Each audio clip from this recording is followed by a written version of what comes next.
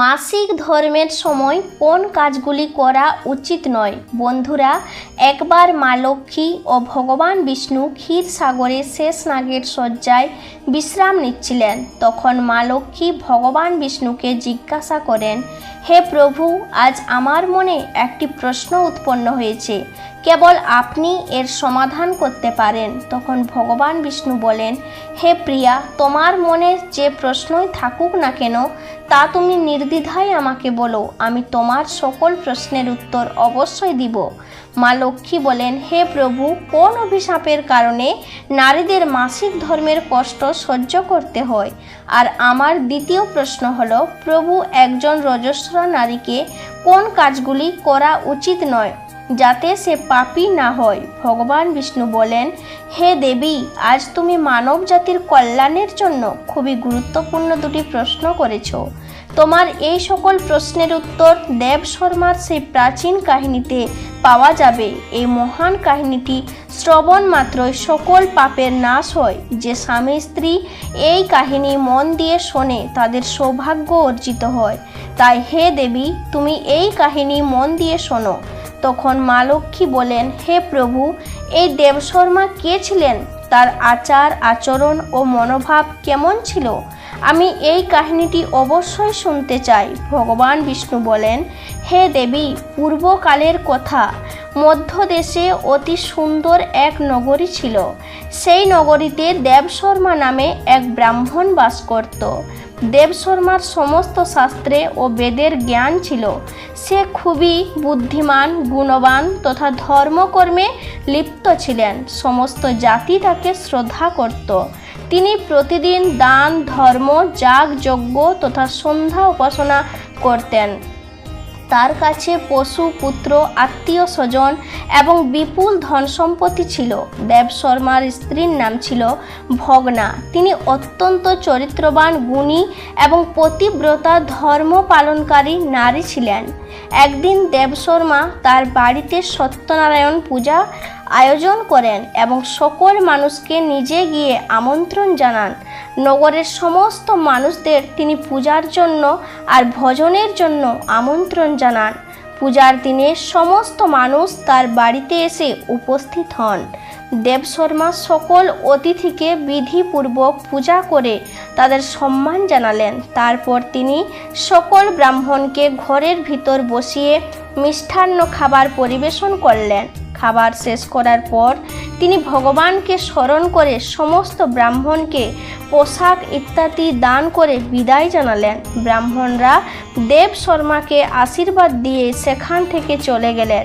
এরপর তিনি তার পরিবার, বন্ধুবান্ধব, আত্মীয় স্বজন এবং বহু দিন দরিদ্র ও ক্ষুধার্ত মানুষকে খাবার খাওয়ালেন। এইভাবে সকলকে খাবার খাইয়ে এবং পূজা সম্পন্ন করে যখন সে তার বাড়ির সামনে দাঁড়িয়েছিল, তখন সে দেখল তার বাড়ির সামনে একটি কুকুর আর একটি ষাঁড় কথা বলছে। তাদের কথা শুনে সে খুবই অবাক হলো। সে বুঝতে পারল যে এই কুকুর আর ষাঁড় তার আগের জন্মের পিতা মাতা, যারা আগের জন্মের কোনো পাপের কারণে এই জন্মে কুকুর ও ষাঁড় রূপে জন্ম নিয়েছে। তখন ওই ব্রাহ্মণ মনে মনে ভাবতে লাগলো, এরা দুজন সাক্ষাৎ আমার মাতা পিতাই হয়, যারা আমার বাড়িতে পশুর রূপে এসেছেন। কি কারণে তাদের পশুর শরীর প্রাপ্ত হয়েছে, এখন আমি তাদের কিভাবে উদ্ধার করতে পারি? এইসব ভাবতে ভাবতে সে সারা রাত ঘুমোতে পারেনি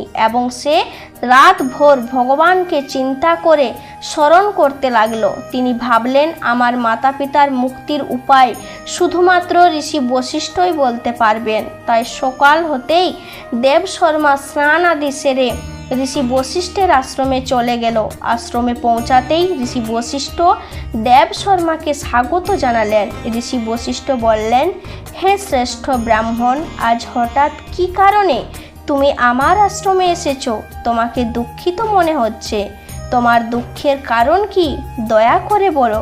দেবশর্মা উত্তর দেন, হে মুনিবর, আমি আপনাকে প্রণাম করি। আপনার দর্শন পেতে আজ আমার জন্ম সাফল্য হয়েছে। হে মুনিবর, আজ আমি আপনার কাছে একটি সংজ্ঞা নিয়ে এসেছি। দয়া করে আপনি আমাকে এই দুঃখ থেকে মুক্তি দিন। আমি খুবই দুঃখিত এবং দুর্বল হয়ে পড়েছি। ঋষি বশিষ্ঠ বলেন, হে ব্রাহ্মণ, দুঃখ করো না।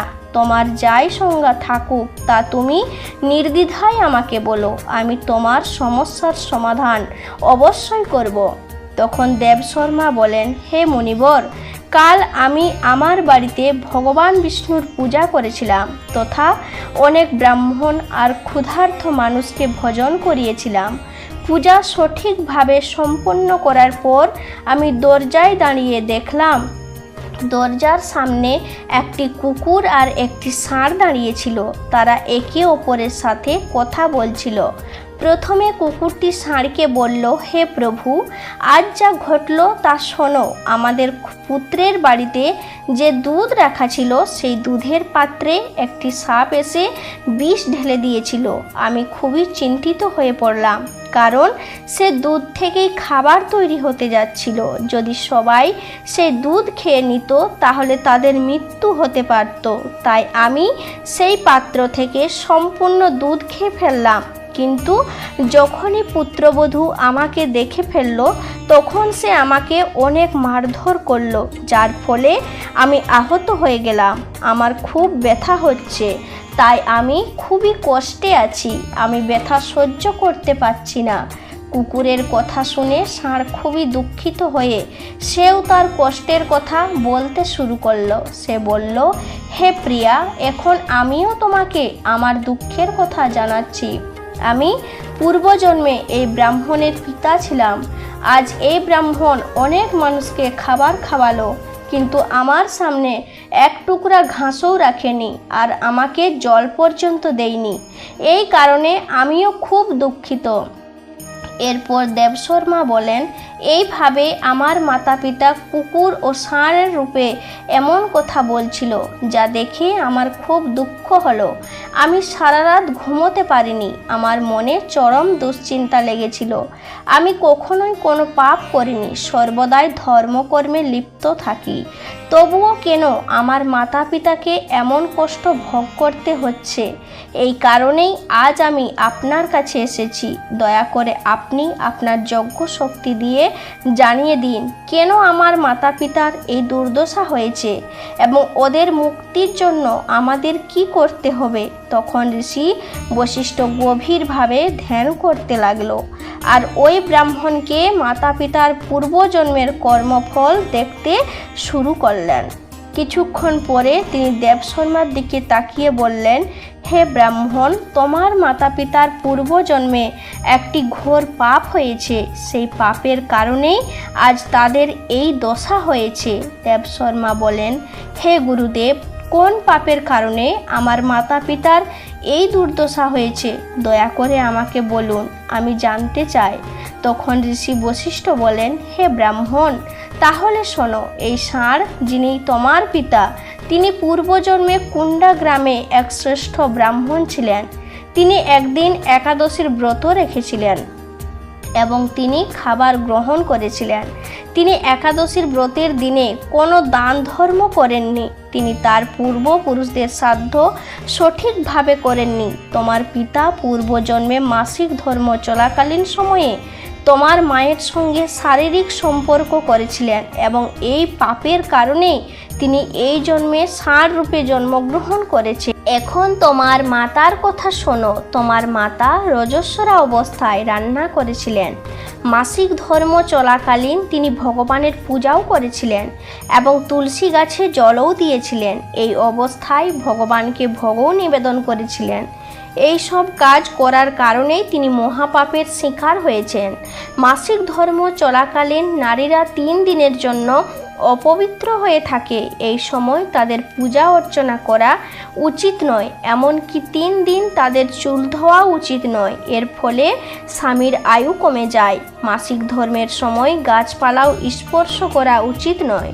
রজস্বলা নারীর সাথে শারীরিক সম্পর্ক করাও নিষিদ্ধ। যে পুরুষ রজস্বলা নারীর সাথে সম্পর্ক স্থাপন করে সে ব্রহ্মহত্যা পাপের ভাগী হয়। যে ব্যক্তি রজস্বলা নারীর বস্ত্রকে স্পর্শ করে সেও পাপের ভাগীদারী হয়। মাসিক চলাকালীন অবস্থায় 3 দিনের জন্য নারীর দেহে ব্রহ্মহত্যার পাপ অবস্থান করে এবং চতুর্থ দিন স্নান করার পরই তিনি শুদ্ধ হন। চতুর্থ দিন স্নান করার পর রজস্বলা নারীকে প্রথমে স্বামীর মুখ দর্শন করা উচিত, অন্য কোনো পুরুষের মুখ নয়। যদি তার স্বামী উপস্থিত নাও থাকেন তাহলে সূর্যদেবের দর্শন করা উচিত। ঋষি বশিষ্ঠ বলেন, হে ব্রাহ্মণ, এই পাপের কারণে তোমার পিতা ষাঁড় এবং তোমার মাতাকে কুকুর রূপে জন্মগ্রহণ করতে হয়েছে। তখন দেবশর্মা বলেন, হে মুনীশ্বর, এখন আমার মাতা পিতার মুক্তির জন্য কোনো উপায় বলুন। ঋষি বশিষ্ঠ বলেন, হে ব্রাহ্মণ, এখন তুমি যে কোনো অমাবস্যার দিনে তোমার মাতা পিতার মুক্তির জন্য শ্রাদ্ধ এবং তর্পণ করো, সাথে দান এবং ধর্মকর্ম করো। বিশেষ করে গোমাতার সেবা করো এবং গোমাতাকে মিষ্টান্ন খাওয়াও। পাশাপাশি ভগবানের কাছে তোমার মাতা পিতার মুক্তির জন্য আন্তরিকভাবে প্রার্থনা করো। এরপর ঋষি দেবশর্মা ঋষি বশিষ্ঠের নির্দেশ অনুযায়ী কাজ করলেন। তার মাতা পিতা সমস্ত পাপ থেকে মুক্তি পান। এরপর ভগবান বিষ্ণু মা লক্ষ্মীর দিকে তাকিয়ে বললেন, হে দেবী, আমি তোমাকে রজস্বলা নারীর কোন কোন কাজ করা উচিত নয় তা জানিয়েছি। এখন আমি তোমাকে বলছি কি কারণে নারীদের মাসিক ধর্মের মধ্যে দিয়ে যেতে হয়। সত্যযুগে কালকেয় নামের এক দানব ছিল, যার স্বভাব ছিল অত্যন্ত উগ্র। সে সর্বদা যুদ্ধের জন্য প্রস্তুত থাকত। একদিন সমস্ত দানবরা বেত্রাসুরের সাথে স্বর্গলোকে আক্রমণ চালায়। তাদের কাছে এমন এক ভয়ঙ্কর অস্ত্র ছিল যা দেবতারাও তার সামনাসামনি হতে পারেনি। তাই তারা পালিয়ে ভগবান ব্রহ্মার কাছে চলে যায়।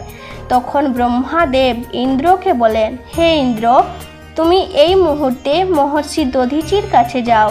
তিনি তার হাড় থেকে অস্ত্রশস্ত্র প্রদান করবেন।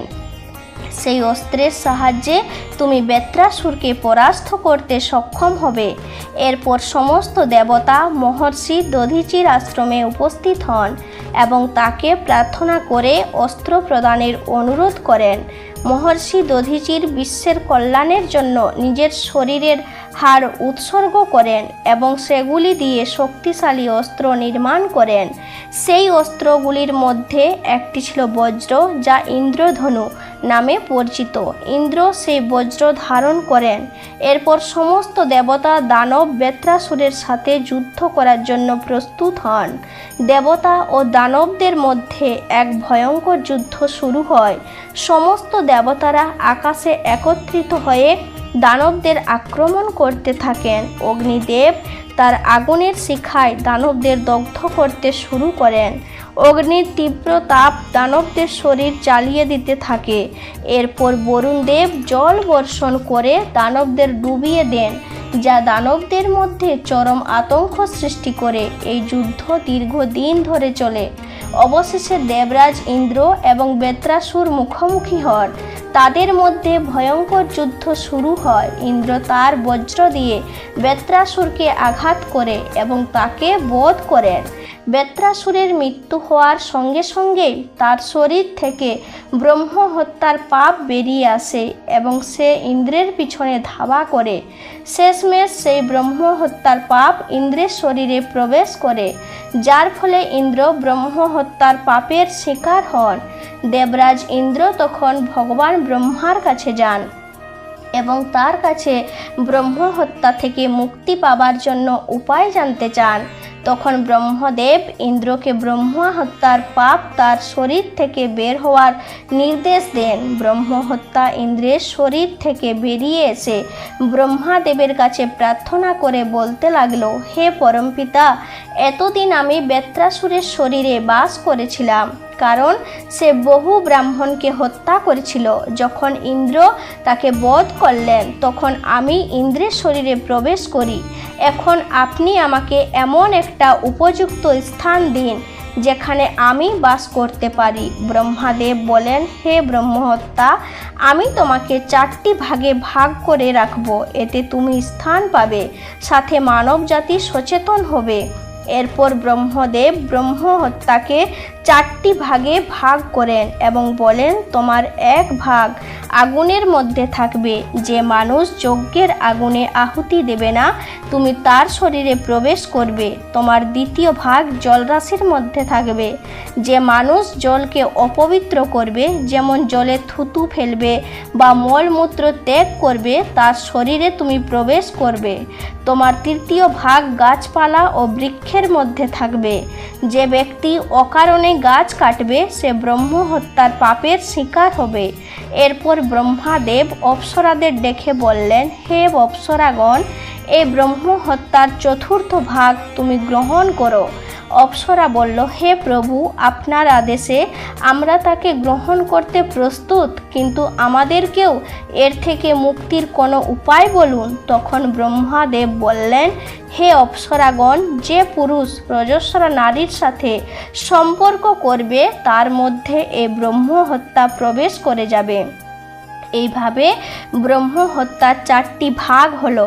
একটি অগ্নির মধ্যে, দ্বিতীয়টি জলের মধ্যে, তৃতীয়টি গাছপালার মধ্যে এবং 4র্থটি নারীর মধ্যে প্রবেশ করল। এই ব্রহ্মহত্যার অংশ থেকেই নারীদের মাসিক ধর্ম হয়। যে পুরুষ মাসিক ধর্মের সময় তার স্ত্রীর সাথে সম্পর্ক করে বা তাকে স্পর্শ করে, তাকে ব্রহ্মহত্যার পাপ লাগে। ভগবান বিষ্ণু বলেন, হে দেবী, এইভাবে আমি তোমাকে নারীদের রজস্বরা হওয়ার কারণ এবং একজন রজস্বরা স্ত্রীকে কোন কোন কাজ করা উচিত নয় তা জানিয়েছি। তখন মা লক্ষ্মী বলেন, হে প্রভু, আজ আপনি আমাকে খুবই গুরুত্বপূর্ণ জ্ঞান দিয়েছেন। আমি আপনাকে প্রতিজ্ঞা করি, যে কোনো স্ত্রী যদি মাসিক ধর্মের সময় পূজা পাঠ করে বা স্বামীর সঙ্গে সম্পর্ক স্থাপন করে, আমি তার ঘরে প্রবেশ করব না। তাহলে বন্ধুরা, মাসিক ধর্মের সময় নারীরা কি কি কাজ করবেন না তা নিশ্চয়ই বুঝতে পেরেছেন। আপনাদের এই কাহিনী কেমন লাগলো কমেন্টে জানান। যদি ভালো লেগে থাকে তাহলে ভিডিওটি লাইক করুন, সাথে চ্যানেলটি সাবস্ক্রাইব করতে ভুলবেন না।